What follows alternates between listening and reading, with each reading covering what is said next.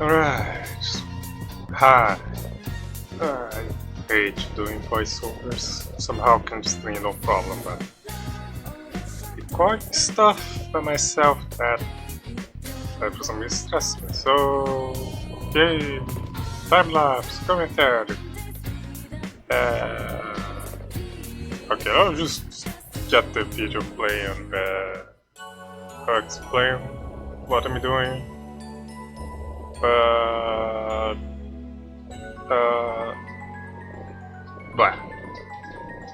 I think I don't have a proper screenshot of the character anywhere. But it's that little shit you see a lot on the Fantasy Star video and the one that they had a bit actually is the Fantasy Star version there for now. So let's go. First thing we do is we do a sketch.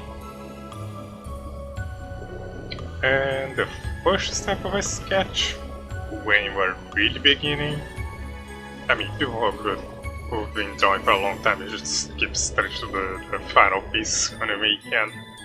Not recommended until you get to it though. The first stage of the sketch, the proper name is the gesture drawing. I usually just call it the armature, because I'm just building a skeleton with basic shapes, a circle for the head, some lines for arms and legs, and a few boxes for the torso. And usually it's gonna depend on your style and your character, but if you wanna have the body measure 8 times the head in total. So I usually go with one head for the chest, one head for the stomach, one head for the pelvis, and then 2 heads for the thigh, 2 heads for the ankles, and then I ended up with a character that's like 8 heads tall, plus the feet, so a little bit taller than that. As for the length of the arms, you wanna have the elbows be at the height of the belly button, or rather, where the left is the center of where left the stomach, and the actual forearms and the hand is gonna be around your character hips. Up next we do the anatomy. That means we're gonna be placing the flesh on the bones. I don't have any way to explain that quick. You're gonna have to look up and muscle anatomy guide somewhere. And you have to consider your character's body fat as well. At least my character is very lean, so nothing much there. We may have noticed that her arms look a little bit short on the armature. That's on purpose because I'm doing some bullshit foreshortening, like her arm is coming closer to the camera, so the arm appears to be smaller, with the bits that are closer to the camera being larger. You're gonna see it by the end, so for now let's just watch me drawing her anatomy. I think I made a little mistake halfway through that I'm gonna highlight, and a couple funny commentaries.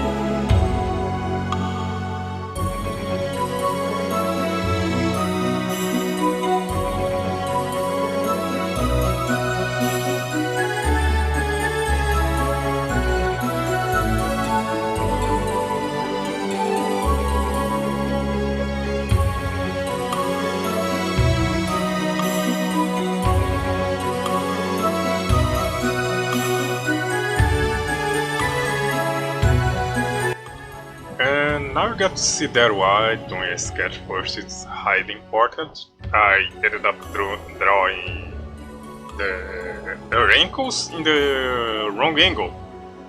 the rest of her body is on 3/4 angle. The angle was drawn, I instinctively drew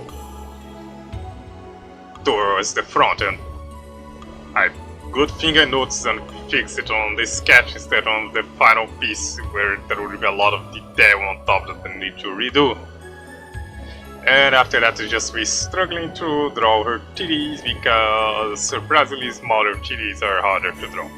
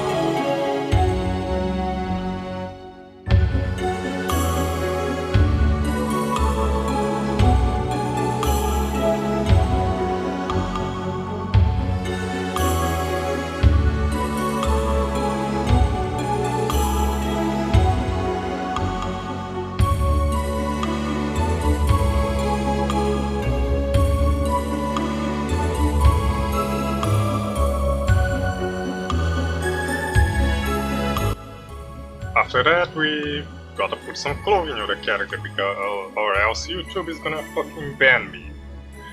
And you're not gonna be able to upload that picture to certain places if you don't do that. On top of that, that's an action pose. I don't think it would make sense to have her boobies dangling out freely on that. I guess that's the thing. What a fighting interesting. So, for clothing, most of the clothing she's wearing is skin tight, so nothing much to say. You're not gonna really see what I need to actually explain, except on her jacket. Well, more like a coat. Bless you. Anyways, on that bomber style jacket that she's wearing, it's like super anime and stuff, you can see that with clothing, you draw the anatomy first, because the clothing is gonna follow the anatomy, with the top part of the sleeves that on her pretty much falling flat on her arm, and the bottom part is dangling free under her arm, because those sleeves are kinda wide, so there's plenty of room in there. And yeah, that's pretty much what. Oh, and they also follow the movement of the character. I did not. The way she's posed, I did not really do clothing intros for some reason, but they did form on like the joint where her arms are bent and stuff, and that's the easiest way to figure out how to do that is by looking at reference pictures. And yeah, maybe I can explain that another time. I forgot to mention the hair, since I ended up doing the hair and the clothing on the same step, but hair, what you gotta remember is that it has its own volume. It's not gonna be sitting flat on your character's head. You gotta go a little bit above it to draw it properly, or it's gonna look weird. And nothing much to say about hair. You see, I typically draw things in this very cartoony or anime style. So I just draw the outline of the hair clumps. I guess that's the tip. You think about the hair as clumps instead of trying to draw every single line. And just do the general shape of the hair. Okay, let's continue. I think we can go to the next step. Almost forgot her sword and the sheath, and once again we just use a baseline for the sketch of that, like on the Armature. But I try to use the perspective tool to get me in the right spot, so I actually have somewhat better guide for when I actually draw them. But when I actually draw them, I don't remember what I do, but yeah, that's what I'm doing. ideas me a line art. I think the line art on that girl took me good. I think the timing on Krita for the sketch was like an hour and a half, maybe. And after I was done with the line art, it was just like 5 or 6 hours. It takes a long time, especially because she has all those tattoos. But line art's the phase of the drawing where we're gonna go over your sketch. Some people prefer to use a thinner brush. For all of it, I usually use the thinner brush on detail. So what you're gonna do is you're gonna refine the lines you put on the sketch and adding all the detail you didn't put before. Because on the sketch phase you keep it very basic. It's on the line art that will actually go hard on it. And that's gonna take me a long time because her hair has a lot of little spikes and stuff to fit with her being feral and stuff. Her tail is super detailed as well. Oh, not super detailed, but with spikes. And I think the handle of her katana has a bunch of bullshit. The handle on the guard. And I think that step was also messing with the little pattern on her katana as well. That also took a long time. And yeah, line art. It takes a long time, but definitely one step that can make your drawing look really fucking awesome, even if you don't go into coloring and stuff. Especially the people who know a few more tricks for line art, who use a few more tricks for line art. For now, I just do something pretty basic. Yeah, there's more advanced techniques you can use.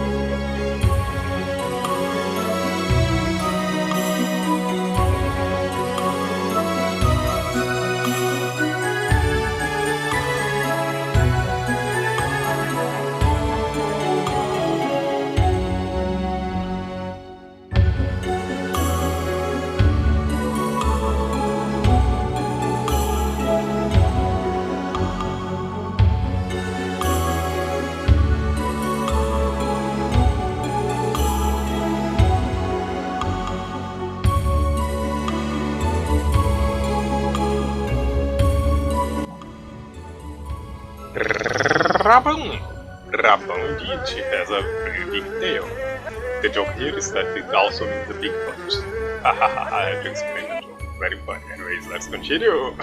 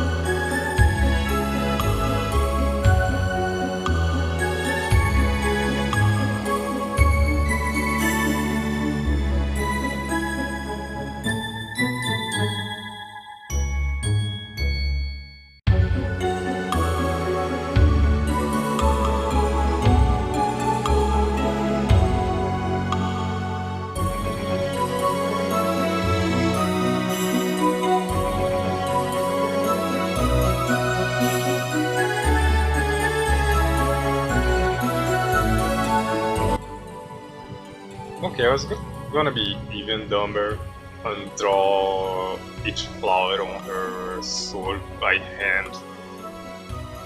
But then I had the genius idea of drawing one flower, pasting it as a pattern and using the perspective tool to correct it for whatever I needed to use it. And we ended up using that one flower in a lot of places in the drawing arc. But it's smart. Work smart, not harder, kids. Digital art programs are pretty powerful.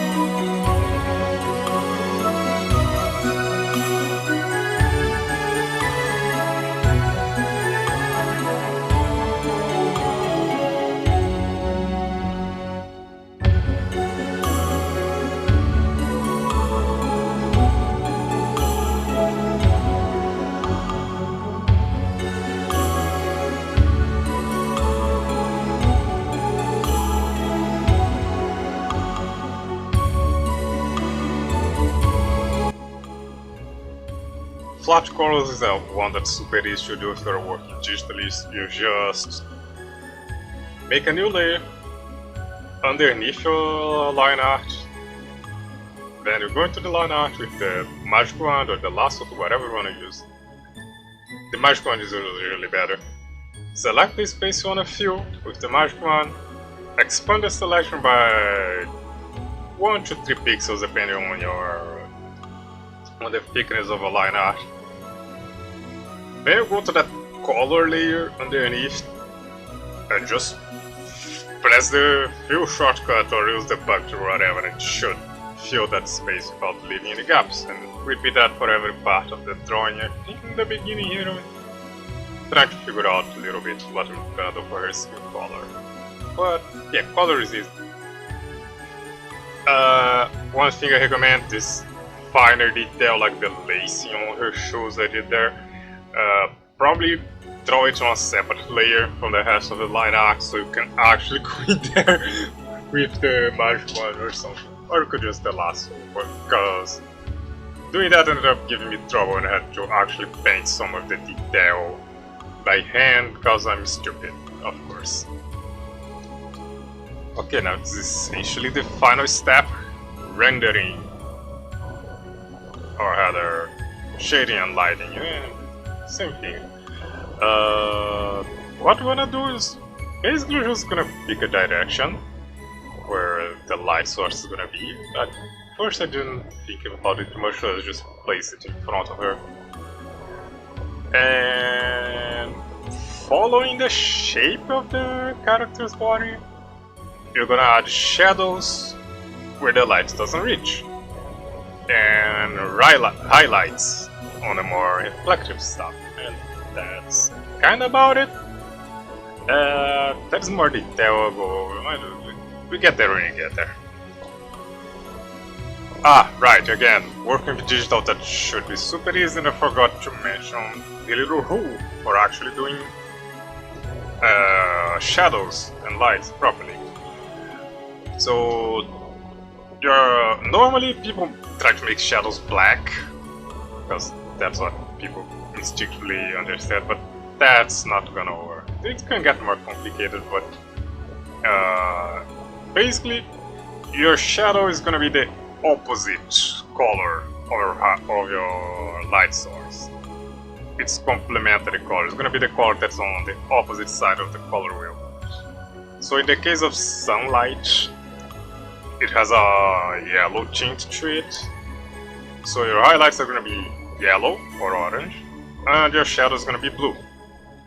So when you're actually painting the shadow manually, what you're going to do, you're going to take your color, darken it, and move it along the color wheel to push it closer to the blue.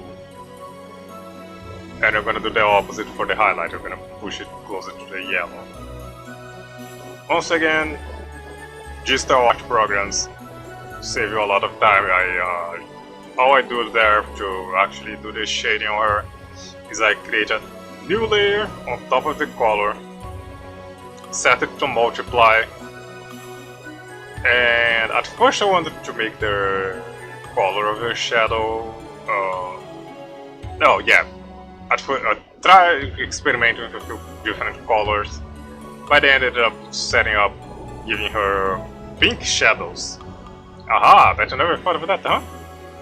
Because that slight head hue makes her, can make your character look a little bit more charming. But yeah, that means there's a green light source casting light on her, and then the highlights are gonna be green, the shadows are pink, and that's about it.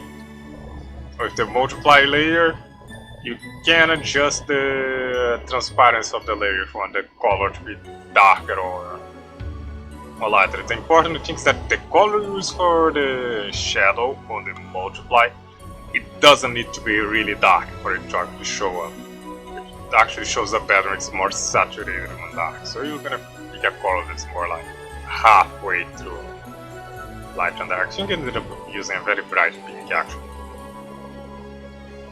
And for the highlight, I do the same thing where I make a new layer and make an add layer instead of a multiply, and the add is gonna make the area underneath brighter.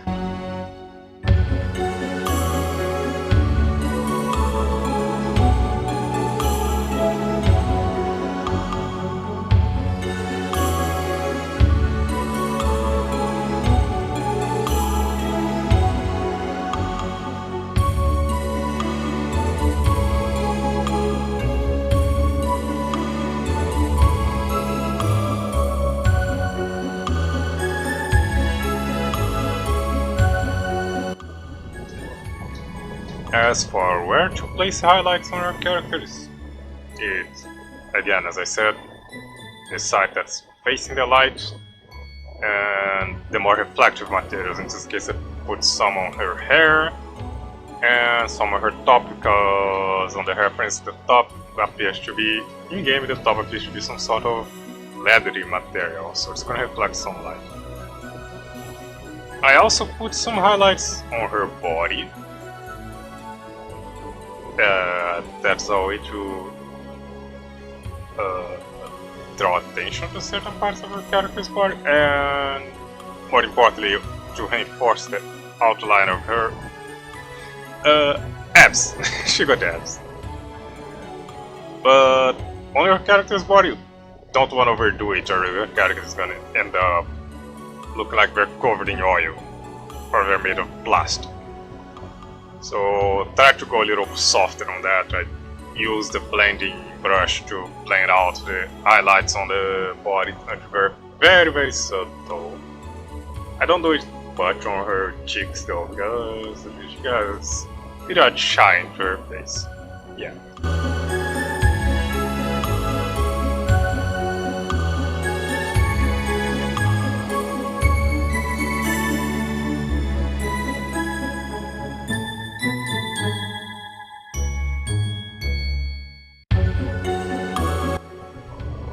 One little extra charming touch on your character is a little bit of blushing in strategic places, like her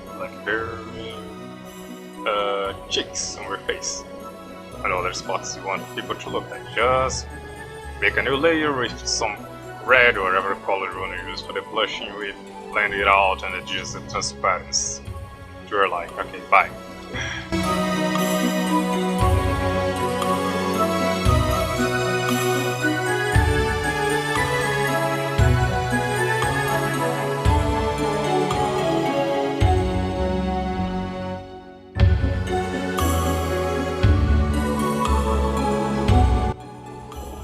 Well, by now your character is basically done. For a background, you can use just a more interesting color. I had that page there where I was painting it. You could also just use a few basic shapes, a pattern, but I'm actually gonna do one of my shit-ass backgrounds that I usually do. The way I go about them is that I build them out of just simple shapes and forms. And then I use the Gaussian blur tool to push everything into the background. I mean, it is the background. And to blend everything, blur out everything, and make it lose detail. Because when something is far away from you, you're gonna see less detail on it. And less detail the further away it is.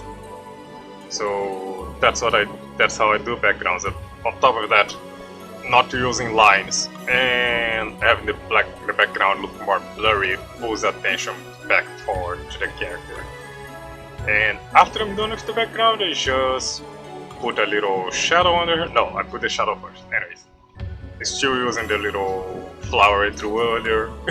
You saw I use it on the tray on the katana. I put a little bit of an around her. And then I put a signature and it's basically done. You saw that I mentioned she has a green light shining on her, so I ended up using that on the background. Not just the sky on the back is like all polluted and green with some dark smog, with some dark clouds going on in there because of a polluted city or whatever. The floor also has green lights. I mean, the road also has green lights lighting it up. So yeah, just jump up to cut some poor sap in half. Poor sap. That's in character. Alright, so let's continue the time lapse and then we can do the big review. You already saw the whole thing.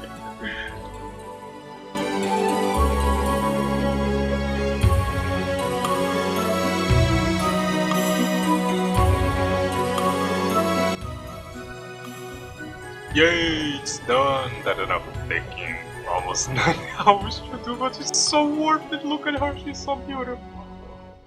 I think I should probably reward you for sitting through half an hour of poorly explained time lapse with like character lore, I guess.